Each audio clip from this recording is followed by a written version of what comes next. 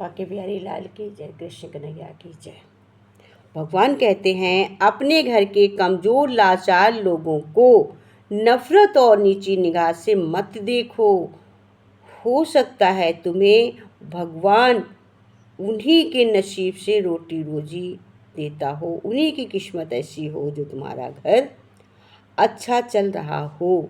तो अपने घर के कमज़ोर, क्योंकि जो कमज़ोर और निर्बल लोग होते हैं वो प्रभु में ज़्यादा आस्था रखते हैं, तो हो सकता है उन्हीं वजह से तुम्हारा घर ज़्यादा अच्छा चल रहा हो। तो अपने घर के कमज़ोर लाचार लोगों को नफ़रत मत करो, उनसे प्रेम की भावना करो, नफ़रत की भावना से उनको मत दे। क्योंकि गाय को जिस घर से रोटी मिले उस घर पर वो गाय भी सुबह शाम आ जाती है। लेकिन अफसोस, जिस परमात्मा की कृपा से हमको रोटी कपड़ा धन वैभव सब मिल रहा है, उस परमात्मा के द्वार सत्संग जाना हम कभी ज़रूरी नहीं समझते। हम उस परमात्मा का स्मरण करना हम ज़रूरी नहीं समझते हैं, क्योंकि हम अपने ऐशो आराम में मस्त रहते, पर हमें ये ज्ञान नहीं है कि ऐशो आराम हमें किसने दिया है। और भगवान को ढूंढने जाना भी कहीं दूर नहीं है। सत्संग तो हमें एक रास्ता दिखाता है, ज्ञान देता है, गुरु हमें ज्ञान देता है, पर वास्तव में भगवान तो हमारे हृदय में विराजमान है। हम अपने हृदय से भी तो भगवान को याद कर सकते हैं। हम अपने दिल से प्रभु को याद करें, गदगद हृदय से याद करते हुए प्रभु के दिन में शुक्राने जरूर बोलें। चिड़िया जहाँ खाने को पाती है उस घर में रोज़ जाती, जिस घर में बच्चे होते हैं उस घर चिड़िया रोज़ जाती है और ज़रूर खाती है और शुक्राने मनाती है कि हे भगवान, इनके बच्चे खूब खाना गिराएं, मेरे खाने को मिले। तो उसी तरह हमें भी तो प्रभु के शुक्राने करना चाहिए। चिड़िया 100 बार उठा के खाती, ले जाके बच्चों को खिलाती, हमें तो भगवान थाल देते, फिर भगवान को शुक्राना करें, याद करें। क्योंकि असली सुंदरता, जिस शरीर को लोग सुंदर समझते हैं, मौत के बाद वही शरीर सुंदर क्यों नहीं लगता है? वही सुंदरता तो हमारे मन की है, सुंदरता हमारे शरीर की नहीं है। परंतु हम ऊपर की सुंदरता को सुंदरता लगा लेते हैं, अंदर की सुंदरता को सुंदरता नहीं दिखते हैं, जो हमेशा रहने वाली है। तो कहते असली सुंदरता, जिस शरीर को लोग सुंदर समझते हैं, मौत के बाद वही शरीर सुंदर क्यों नहीं समझते हैं? उसे घर में ना रखकर जला क्यों दिया जाता है? मौत के बाद हम क्यों नहीं सुंदर शरीर को घर में रखते? चाहे जितना सुंदर हो उसको हम क्यों जला देते? उसको हम क्यों नहीं सजाते संवारते? जिस शरीर को सुंदर मानते हैं उसकी चमड़ी तो उतार कर देखो, तब हकीकत दिखेगी भीतर क्या है। सुंदर शरीर को हटाकर तो देखो कितनी सुंदर है शरीर, भीतर तो बस रक्त, रोग, मल और कचरा भरा पड़ा है। क्या कहते हैं? भीतर बस रक्त, रोग, मल और कचरा भरा पड़ा, फिर ये शरीर सुंदर कैसे हुआ? जिसको हम छूते हैं, साबुन से हाथ धोते हैं, नहाते हैं, साबुन लगाते, सफा करते हैं, वो तो मेरे शरीर के अंदर भरा पड़ा है। जिसको छूकर हम नहाते धोते, सड़क में कुछ छू जाता नहाते, वो सारा मेरे शरीर के अंदर भरा पड़ा है, उसको हम क्यों नहीं हटाते हैं? शरीर में कोई सुंदरता नहीं है, हमारे शरीर की कोई भी सुंदरता नहीं है। सुंदर होते तो व्यक्ति के कर्म हैं। सुंदर क्या होते हैं? व्यक्ति के कर्म सुंदर होते हैं, उसके विचार, उसकी वाणी सुंदर होती है। मनुष्य सुंदर नहीं होता है, मनुष्य के विचार, मनुष्य की वाणी, मनुष्य के कर्तव्य, उसके किया गया व्यवहार, उसका व्यवहार, उसके संस्कार और उसका चरित्र सुंदर होता है, तो वो व्यक्ति सुंदर कहलाता है। जिसके जीवन में ये सब, वही मनुष्य सुंदर है। जिसके जीवन में ये सब है वही मनुष्य सुंदर है। इस दुनिया का सबसे सुंदर इंसान कौन है? इस दुनिया का सबसे इंसान कहते हैं, इस दुनिया का जो सबसे सुंदर इंसान होता है, लोग उसी का दीवाना रहता है। जैसे आप टीवी एक्टर में देख लीजिए कि लोग सुंदर से सुंदर हीरो हीरोइनों के दीवाने रहते हैं। हमसे भी अगर पूछा जाए, सभी से पूछा जाए हीरोइन में आपको क्या पसंद है, तो सभी बोलेंगे ऐश्वर्या राय, हेमा मालिनी। और एक्टर में पूछे तो अमिताभ बच्चन, राजेश खन्ना ऐसे बोलते हैं। लेकिन हम केवल और केवल उनके ऊपर के दिखाव को लेते, अंदर तो हमें नहीं मालूम है क्या है। तो हमने इनको कहा कि सबसे अच्छे हैं, परंतु है तो एक ही अच्छा। सबसे सुंदर दुनिया का जो है वो तो हम बोलेंगे ही नहीं। हम बोल देंगे, ऐसे बोलेंगे, अगर हमें फिल्मी दुनिया में पूछा गया तो ऐसे बोल देंगे। घर में बोलेंगे तो या तो जो सबसे सुंदर होगा या जिससे प्यार करते होंगे उसको बोलेंगे, घर में जो सबसे प्रिय होगा। अगर हम वस्तुओं में बोलेंगे तो सबसे प्रिय वस्तु, खाने की चीज़ में बोलेंगे तो खाने की जो प्रिय सबसे वस्तु होगी उसको कह देंगे सबसे अच्छी। परंतु वाकई में सर्वगुण संपन्न जिसने हमको बनाया है, सबसे सुंदर तो वही है, क्योंकि इन सब को बनाने देने वाला भी तो वही एक है।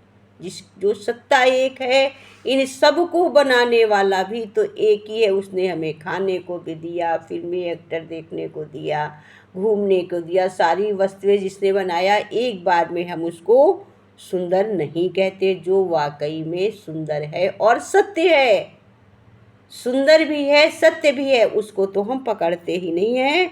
हम ऊपरी आवरण को ही सुंदर बताते रहते हैं, उसी में फंसकर हम रह जाते हैं।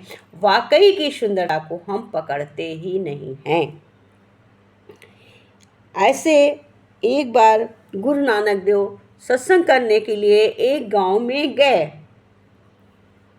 वहाँ पर अच्छे अच्छे लोग गुरु नानक देव को, गुरु जी मेरे घर सत्संग करिए, मेरे घर खाइए, आइए बैठिए करते रहे। पर गुरु नानक देव तो अपनी श्रद्धा और भाव से अंदर चक्षु नेत्र से देख रहे थे कि मेरे रुकने का स्थान सर्वोत्तम कहाँ है, मुझे कौन कैसे बुला रहा है। वो किसी के घर नहीं गए। एक लेडी ने कहा, वो बहुत गरीब थी, उसने कहा, हाथ जोड़ी, बोली, गुरुजी मेरे घर अगर बैठकर सत्संग करते तो बहुत अच्छा होता। गुरुजी ने तत्काल कहा, यो मस्त, और उसी के घर खड़े हो गए बैठने के लिए। उसने जल्दी से फटी पुरानी चादर डाली, उसके घर में कुछ ज़्यादा था नहीं, टूटी फूटी चारपाई थी।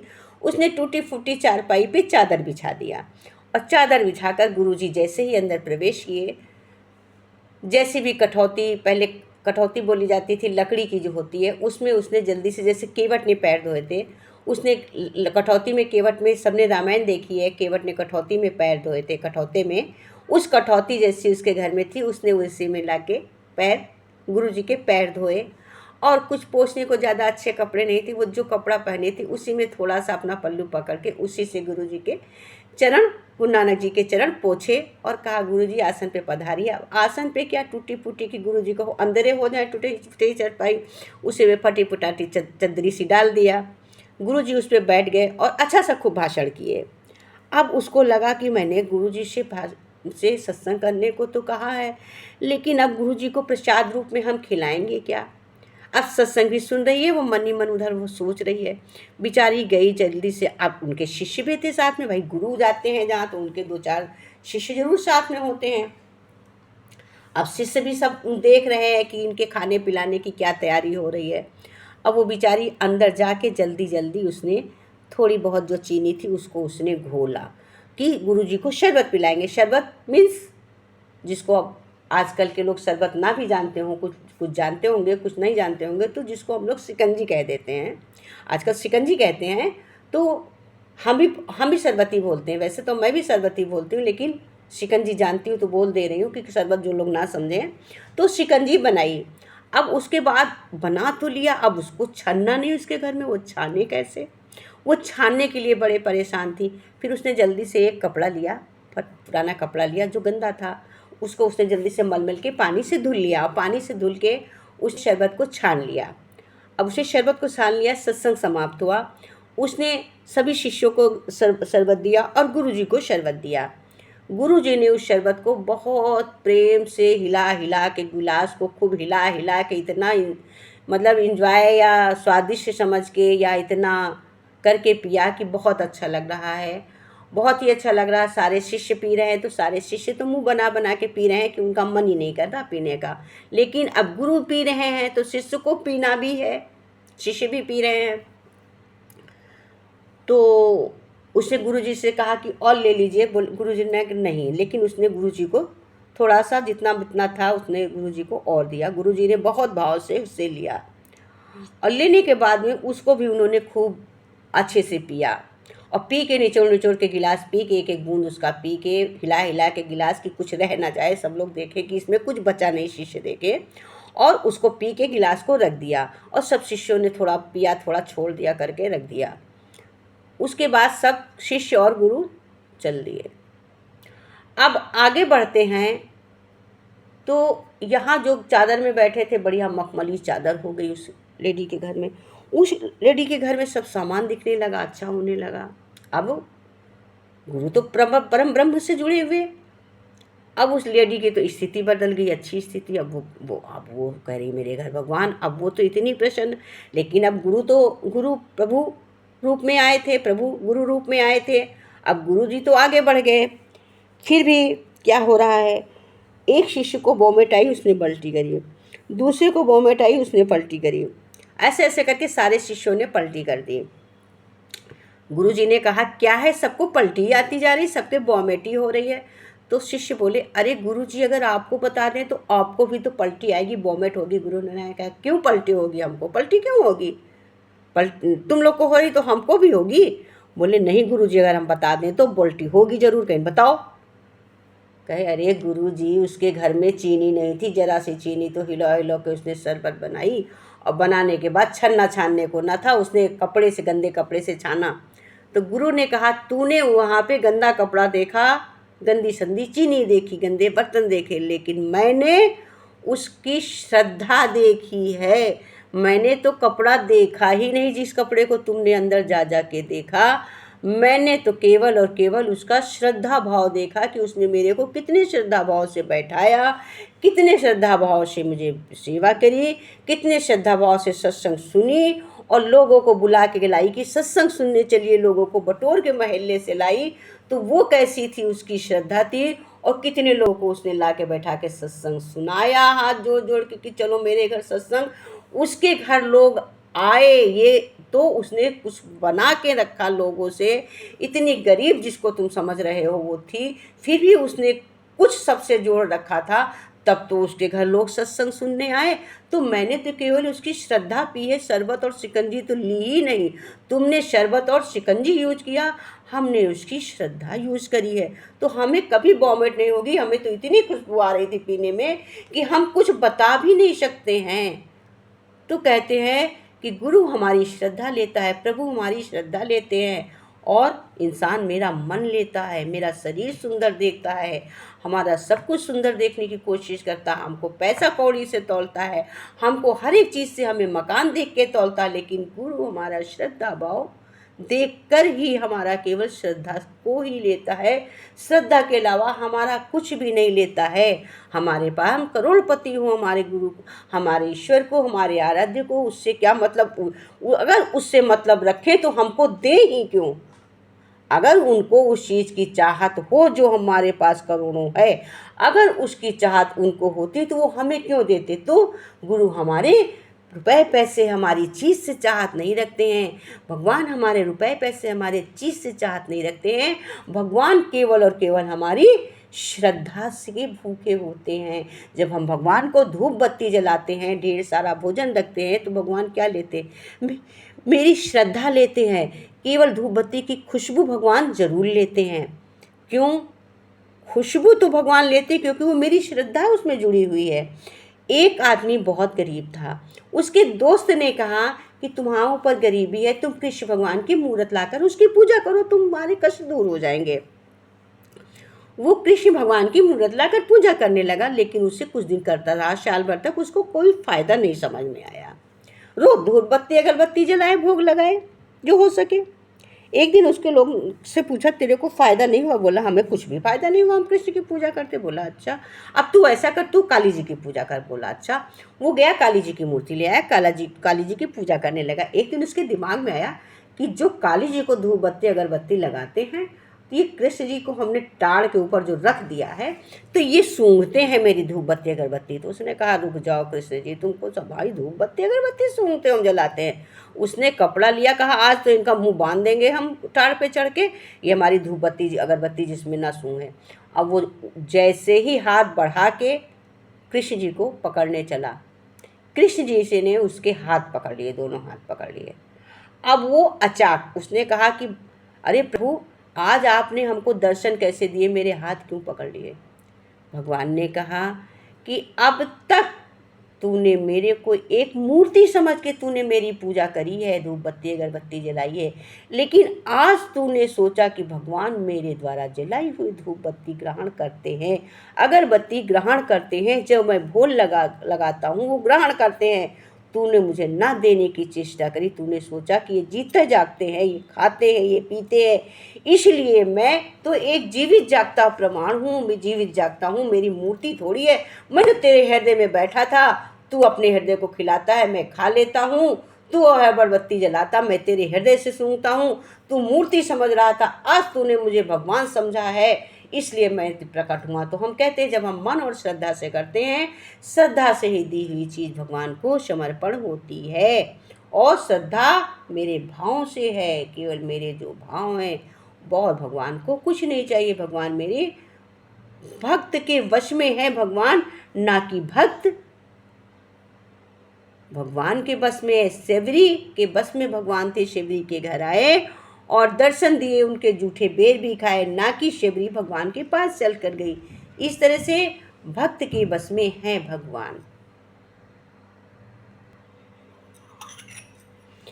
श्याम सुंदर से बोली मुरलिया, तुम बजाने के काबिल नहीं हो।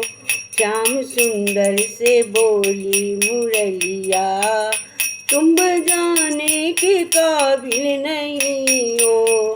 राधा गोरी है तुम हो सवरिया, मेरी राधा के काबिल नहीं हो। श्याम सुंदर से बोली मुरलिया, तुम बजाने के काबिल नहीं हो।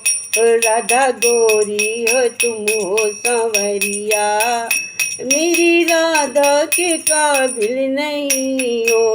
तुम तो बन बन में गौए चराते, तुम तो बन बन में गौए चराते, और घर घर में माखन चुराते। तुम तो वन में गौए चराते, और घर घर में माखन चुराते। तुमको चोरी की आदत बुरी है, तुमको चोरी की आदत बुरी है। घर बुलाने के काबिल नहीं हो, तुमको चोर की आदत बुरी है। घर बुलाने के काबिल नहीं हो। श्याम सुंदर से बोली मुरलिया, ओ श्याम सुंदर से बोली मुरलिया, तुम बजाने के काबिल नहीं हो, तुम बजाने के काबिल नहीं हो। नंद बाबा यशोदा के छैया, नंद बाबा यशोदा के छैया, देवकी भी तुम्हारी है मैया। नंद बाबा यशोदा के छैया, देवकी भी तुम्हारी है मैया। तेरे दे दो बाप दो मैया, ओ तेरे दो बाप दो मैया। तेरे दो बाप तेरे मैया, रिश्तेदारी के काबिल नहीं हो, रिश्तेदारी के काबिल नहीं हो। श्याम सुंदर से बोली चलिया, ओ श्याम सुंदर से बोली मुरलिया, तुम बजाने के काबिल नहीं हो, तुम बजाने राधा बड़े घरों की बेटी, राधा बड़े घरों की बेटी, कान्हा तेरी जात बड़ी छोटी, राधा बड़े घरों की बेटी, कान्हा तेरी जात बड़ी छोटी, रिश्ता करने के काबिल नहीं हो, और रिश्ता करने के काबिल नहीं हो।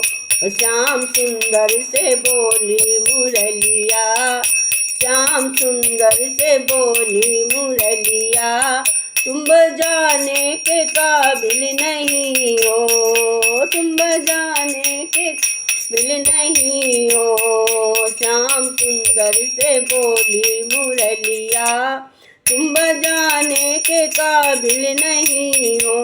राधा गोरी है तुम हो सांवरिया, राधा गोरी है तुम हो सांवरिया, मेरी राधा के काबिल नहीं हो, मेरी राधा के काबिल नहीं हो। श्याम सुंदर से बोली मुरलिया, तुम बजाने के काबिल नहीं हो। बोलो बाके बिहारी लाल की जय।